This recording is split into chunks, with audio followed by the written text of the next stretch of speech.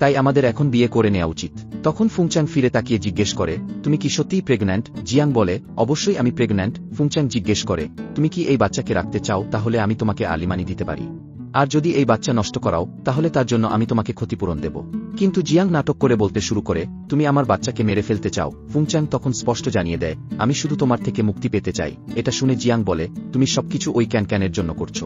তুমি জানো যে আমি তোমার সন্তানের মা হতে চলেছি, অথচ তুমি আমার কোনো চিন্তাই করছো না, বরং ওই ক্যানক্যানকে নিয়ে ব্যস্ত হয়ে আছো, যে নিজেই জানে না ওর সন্তানের বাবাকে। ঠিক তখন ফুংচাং রেগে গিয়ে বলে, এবার তোমার এই বাজে কথা বন্ধ করো। কিন্তু জিয়াং তখন হুমকি দিয়ে বলে, আমি ওর প্রাণ নিয়ে নেব। এই কথা শুনে ফুংচাং তার গলা চেপে ধরে বলে, তাকে ছোঁয়ারও চেষ্টা করো না। তারপর চলে যেতে যেতে বলে, আমি আর কখনো তোমায় আমার বাড়িতে দেখতে চাই না, তুমি এখান থেকে চলে যাও। জিয়াং তখন নিজের মনে মনে বলতে থাকে, আমি কোথাও যাচ্ছি না। অন্যদিকে আমরা দেখি ক্যানক্যান অফিসে এসেছে। সেখানে সব কর্মীরা তাকে টিজ করে, বলছে সে নাকি মিস্ট্রেস আর প্রেগন্যান্টও। ক্যানক্যান বসার চেষ্টা করে, কিন্তু একজন কর্মী ইচ্ছা করে তার চেয়ারের অবস্থান বদলে দেয়, যার ফলে সে মাটিতে পড়ে যায়। রেগে গিয়ে ক্যানক্যান তার ম্যাজিক ব্যবহার করে তাদের উপর।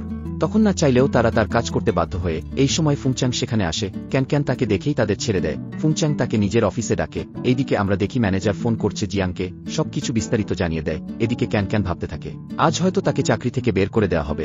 আমরা দেখি ফুংচাং তাকে বসতে বলে এবং নিজ হাতে তার হিলস খুলে তাকে ফ্ল্যাট জুতো পরিয়ে দেয়।